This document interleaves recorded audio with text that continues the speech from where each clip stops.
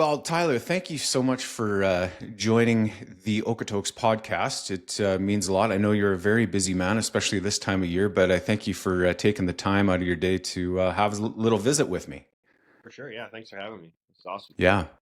No, Tyler, well, as we are both Okotokians, we know it's probably a little bit difficult for you because you're so involved with the dogs, and I imagine you see it because it's your life basically. But just how important the dogs is to this community, and I know that you no doubt realize that, but to the extent of someone that we moved to Okotoks about 13 years ago, and we weren't real big ball fans at that time. But moving here, you kind of jump on the bandwagon, and you kind of move with the dog train, and it's been fantastic. And we just appreciate the dogs so much, and this community appreciates what you guys do and what you mean to this community. Appreciate that very much. Yeah. No, I think I appreciate you starting to drink the Kool-Aid because I know I have been. This is my 19th consecutive year as part of the program. And I was part of the original class in 2007. I was actually the first player ever drafted out of the program. And I've been the GM here for about 8 years. So it's been pretty cool to see it come full circle from a player to a college player to a coach and now to what I'm doing now for the past almost a decade. It's crazy to think about. But I met my wife when I moved here and we live in Okotoks. We're raising our family here. So it's pretty cool, like personally, how much the town of Okotoks and the dogs mean to me. But in terms of the impact in town, we our goal is to be family affordable fun for everybody, and it's our demographic is 2 to 102, and we want everybody to come out and enjoy a ball game that's easy to access and inclusive for everybody. So no, we do feel we're a pretty we're hoping to continue to be a significant economic and social driver within the community, and I know we have about half our fans come from Okotoks out of the 4,700 we average a night, but the other half are from surrounding foothills communities and Calgary and even Olds, Airdrie, Cochrane. People come from all over to get in a Dogs game. So yeah, no, it's been a fun ride, and we're excited to see it continue to grow. We got some good momentum here, winning 3 championships and doing some really cool renovations to the stadium. So it's fun. It's been a lot of fun.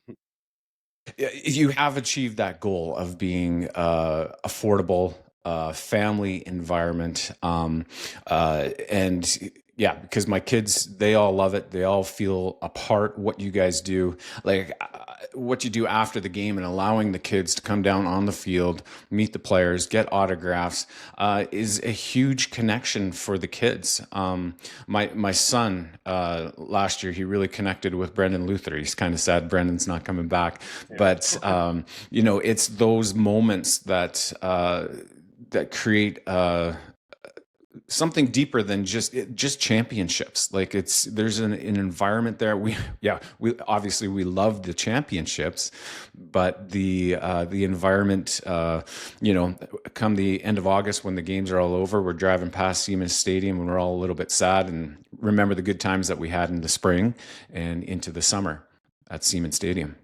Yeah, it is fun, and that's what it's all about. Like this program, obviously the focal point and what everybody sees is the baseball, but there's so many great people that are involved within the organization that are fans or external to the organization. It is about the relationships, and you can't, as much as we'd love to sit here and guarantee a championship every year, that's just not realistic. And if that's what we're setting our success up for, then we're destined to fail. We can create that connection and something for people to remember. I mean, it's kind of like the Happy Meal, where kids grow up at the ballpark and all of a sudden, they turn into 18, 20-year olds and then they start bringing their kids to the park. And it's just kind of a generational type of thing. So no, we're proud of that. And something that we want to continue to do for a lot of these guys. Like a lot of people don't know, we're a nonprofit baseball organization and it's college summer league. So they're all amateur athletes. They're not paid.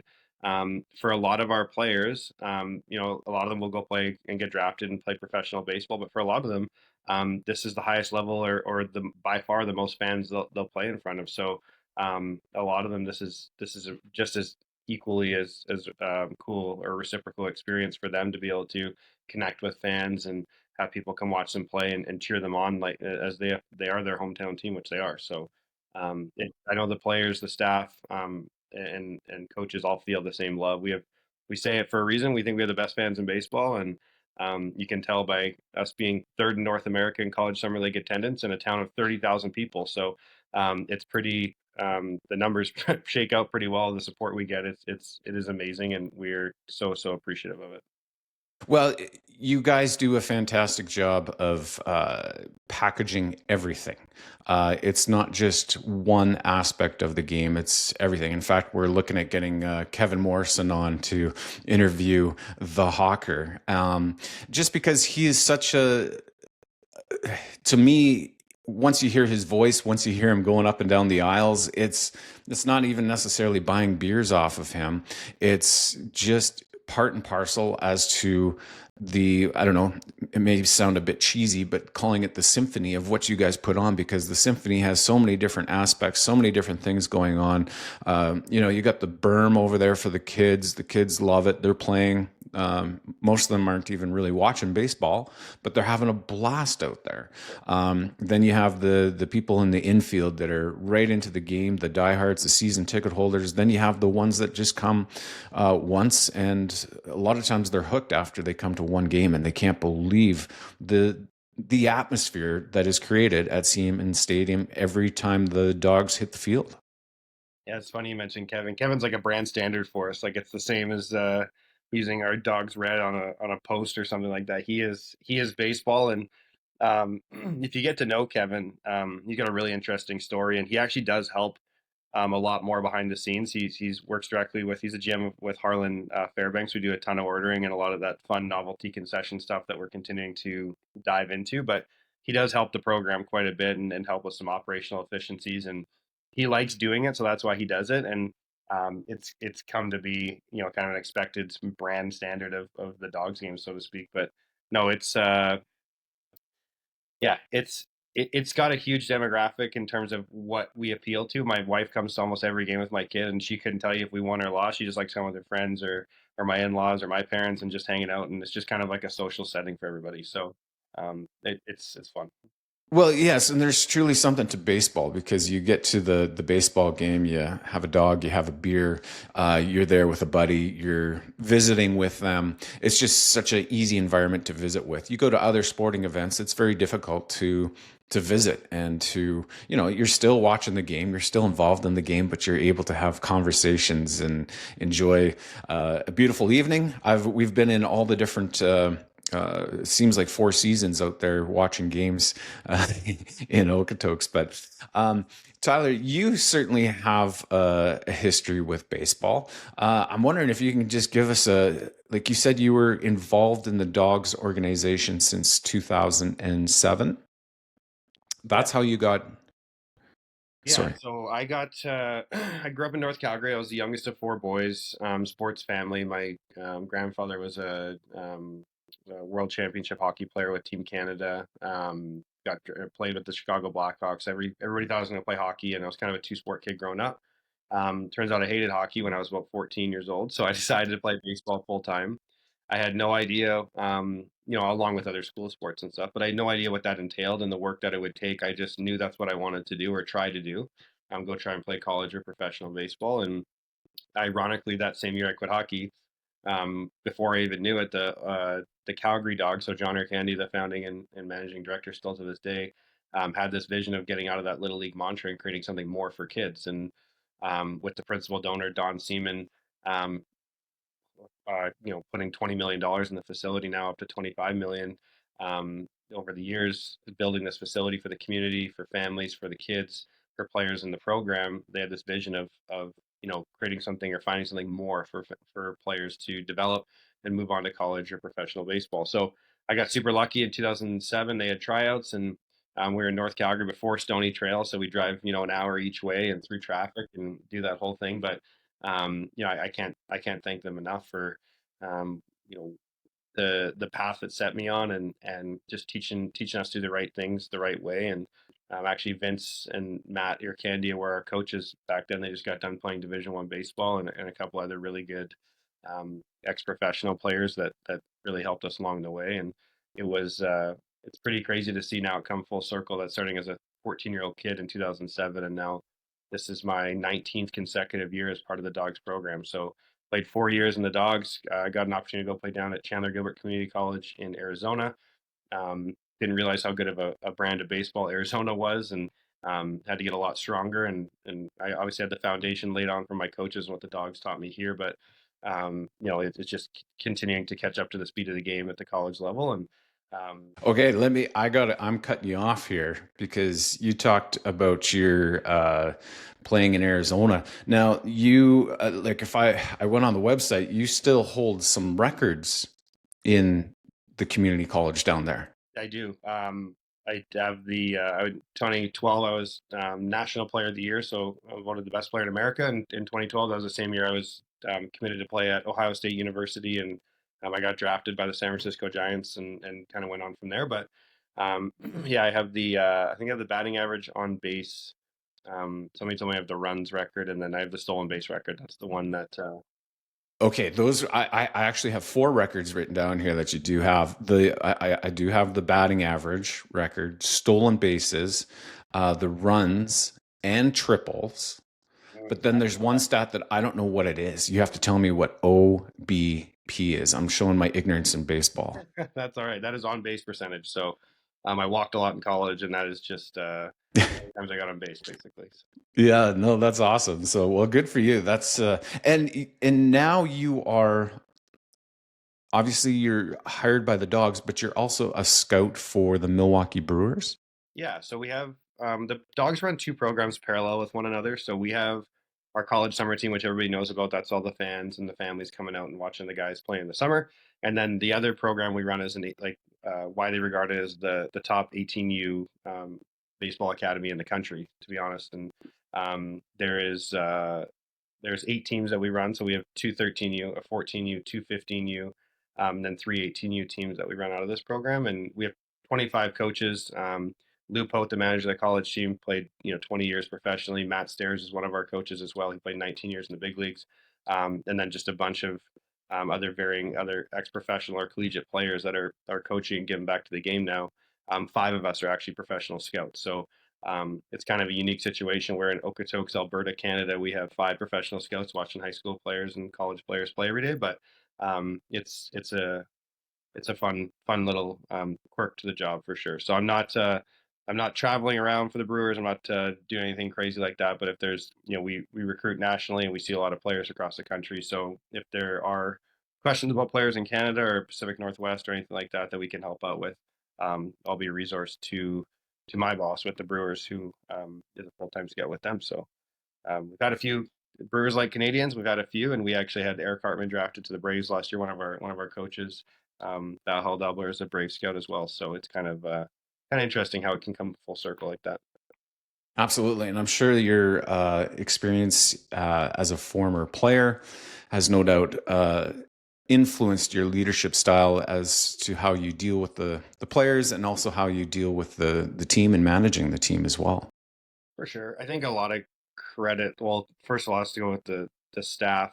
We have great people. We have an amazing building. The complex is world class and state of the art, and we're constantly doing renovations to it. But it's the people you put inside of the building, and the staff running it here, from the college side to the coaches, is I wouldn't want to go to war with anybody else. They're some of my best friends, and they're really, really good people that really care about the Dogs. They really care about the community of Okotoks, and just trying to provide the best product and opportunities for kids and families. But I think it really does start in the foundation that the Dogs laid, and John's vision of what he wanted this to be, and constantly push, and I mean constantly pushing that agenda to leave no stone unturned, and um, you know and put in an honest day's work to provide the best opportunities we can. So he had a vision that I think nobody else could have accomplished, in terms of some of the roadblocks that were put up in Calgary, and then finding a home in Okotoks and just building this brand. And it didn't start with 8 teams and 5,000 fans. And when he built it, he always tells a story. They were screwing in the seats 2 hours before they even opened the gates for the first game, and they didn't know if 200 or 2,000 people were going to show up. And it's just a credit to what he's done, and the Seaman family, and the that whole original Dogs team that kind of paved the way for the success that we're able to have now. Well, as a fan and not necessarily being involved with an organization, it's evident that you guys are always moving forward. You're always doing something new. You're planning ahead. It's not. It looks like there's no room to become stagnant in the Dogs organization. Yeah, to be frank, and I know this is a public podcast, but John won't let it happen. John will never let Yeah. us be content, and it's a really cool thing, and it's something that I'm proud to call him a mentor of mine, and somebody that you can learn a lot from if you just listen. And he wants this place to be as cool and great and accessible for the community and all of our players. So every year it's how do we push the envelope? How do we improve? What else can we do better? And yeah, he really wants to back that up. So the Dogs again are nonprofit, and we want to push everything back into the facility for the players and fans to enjoy year over year. So yeah. What things have you done in the last year since you won the 2024 championship? You guys have certainly made some more improvements. Can you just tell us a little bit about those improvements? For sure. So, heading into last year, I'm really excited to introduce a new patio hospitality section, new section 115, which is about 150 seats, and then a field level suite, really good for like corporate hosting, bachelorette parties, birthday parties, stuff like that. We also added a 80-foot LED ribbon board, really good for fan engagement stuff, corporate sponsors, just to kind of bring that almost like an NFL stadium or Major League Stadium vibe where everything's kind of getting enclosed and there's bright lights going everywhere. And then heading into this year, we are expanding our indoor facility. So a couple of years ago, we got a private $1 million donation, and we wrote a matching grant to the government of Alberta.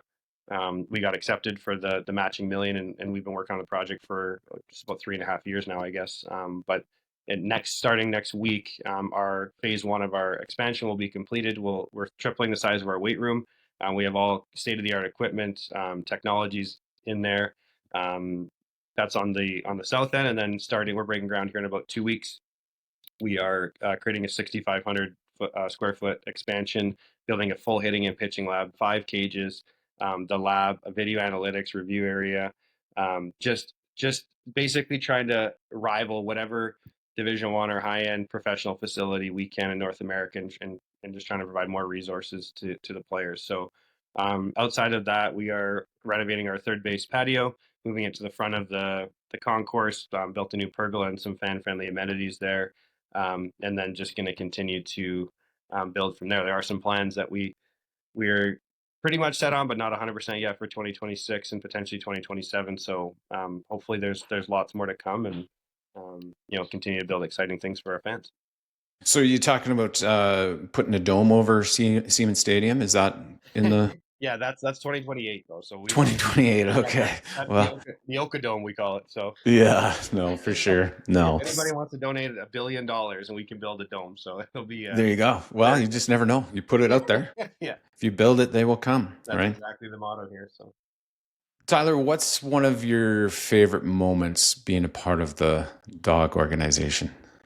Shoot, I wish I had some time to prepare for that question. Sir, we can come back to that if you want, but No, I mean, it's going to start and end with the relationships that I've made. I mentioned the relationship with John and the coaching staff we have here, the countless players and families. We have over 275 college alumni that have come through this program and are now, getting most, if not all, their school paid for at the college level or playing professional baseball. And just to be part of their journey, and to understand that what I went through as a player, the ups and the downs, and my career, and then just to watch them go through the same things and have an experience that they really never would have had without the Dogs program and the people within it. I think that's everything. I mean, you look at the fans and the people that come out, whether it's once a year or 35 times a year, to build a relationship with them and be part of something in the community that's bigger than any one person. It's about the community and the Dogs, and that kind of family feel and that family atmosphere. So, I mean, if I had to pick one moment, I think last year was pretty special with a kid that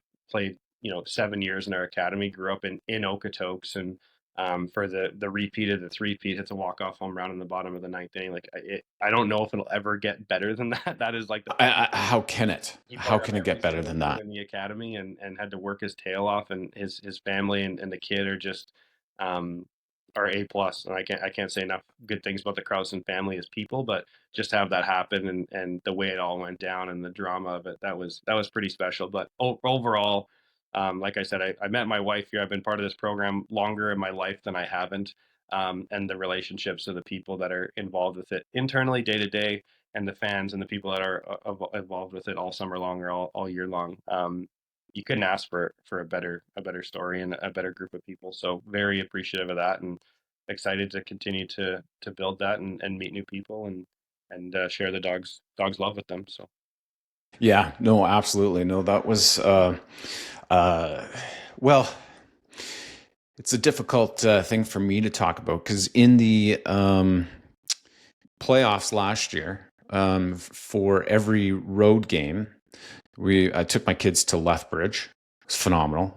sorry. We lost that game, but then we went to Sylvan Lake for 2 games. Of course, we were hitting all the home games, and that's where we met Dana Robb, so Dave's wife, who travels with the team, and she travels to every away game, I believe so. Yeah, I think she was at every one last year too. So. and she drives like basically alone. She doesn't travel with the team. I think she said the bus was too stinky.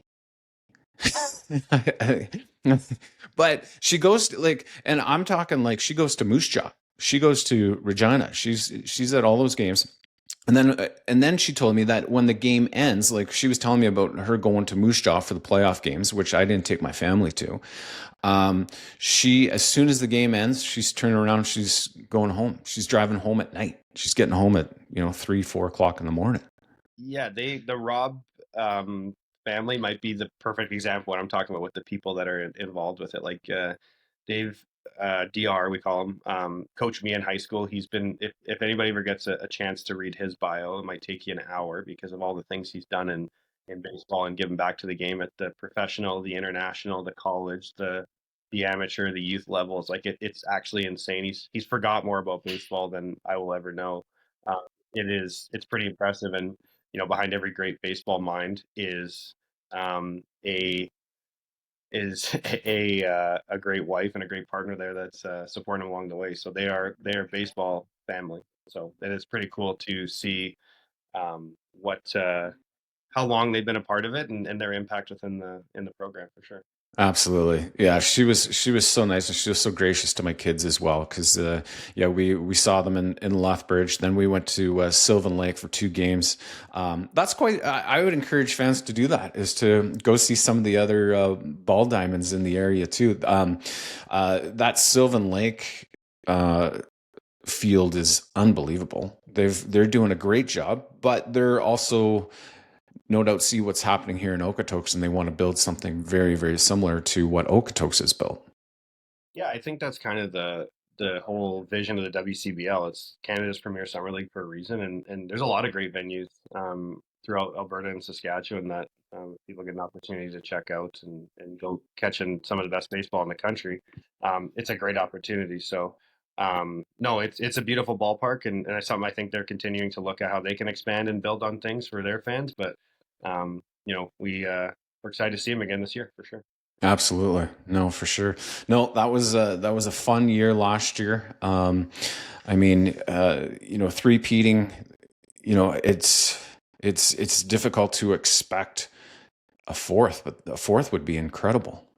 Yeah, we never done it. So we did. We said our slogan last year was repeat the three-peat because we did it in 07, 08, 09, and now we've done it with 22, 23, 24. But yeah, I like I said, it's hard to bank on a championship. We like our team. We recruited really hard, and the coach has done a phenomenal job bringing in really good supplemental players, and we have a lot of our core back. So they know how to win. They know how much it means to them to win, and we'll see if we can bring it home. It's a cliche thing to say, but it's a long season, and we got to play hard and see what we can do. So we'll It is, yeah, yeah. You say it's a long season, but it seems to end so soon.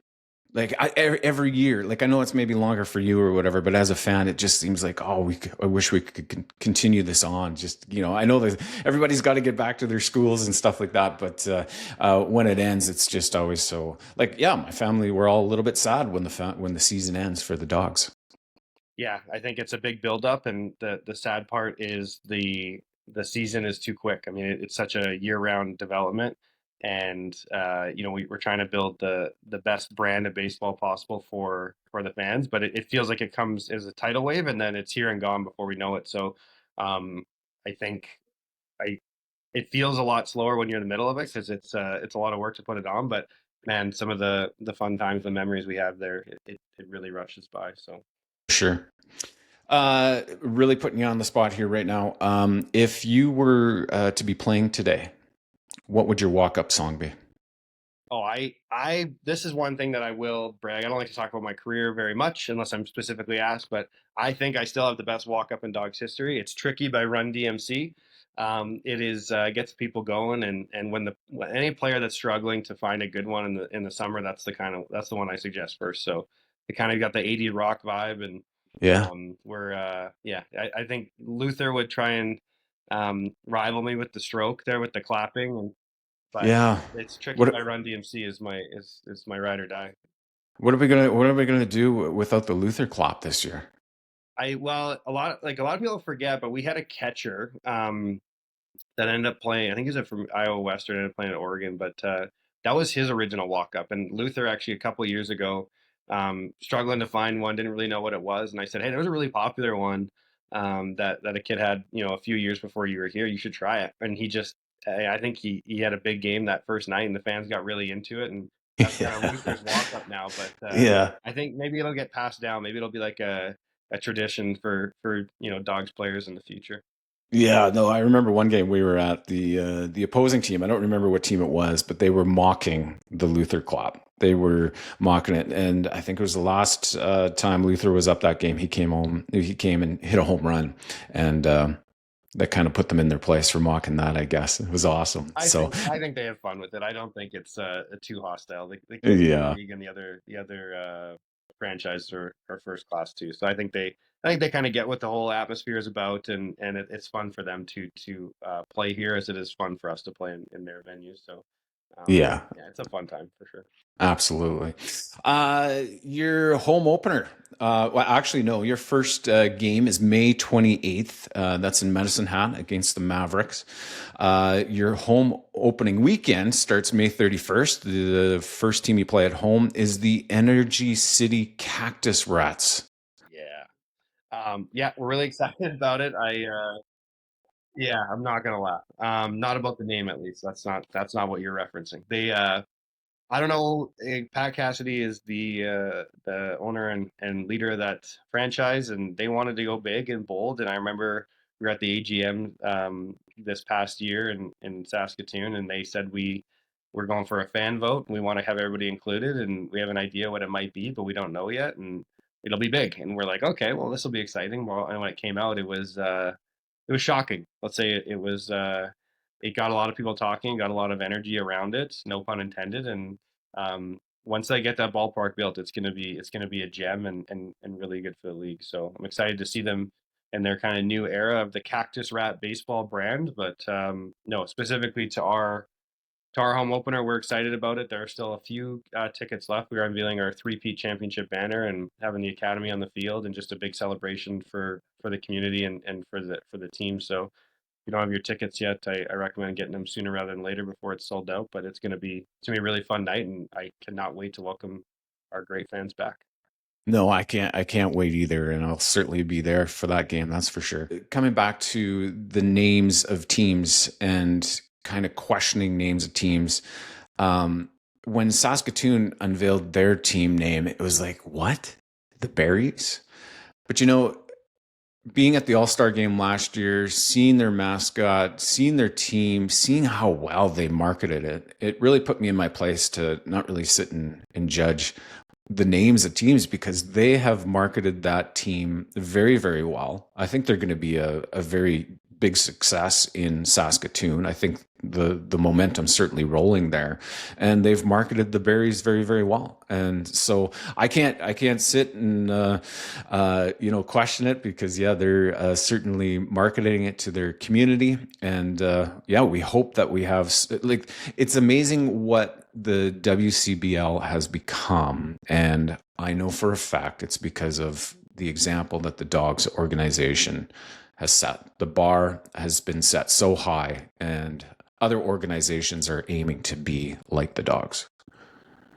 I think that's just like anything in life, just a healthy competition within a business or within a league or whatever it may be. And there's a lot of great leaders within the WCBL, whether it's at the league level, whether it's at the individual franchise level, and everybody just wants to try and provide the best product they can on the field. And like the Berries are going to be frankly, they already are a great success, and they've had 1 year, and really smart marketing people and really smart community-minded people. And I think, I mean, you've seen what Saskatoon has done, as you mentioned, and you've seen like teams like the Savannah Bananas or the Rocket City Trash Pandas, and these other fun minor league team names. That's what it's supposed to be. It's college summer baseball.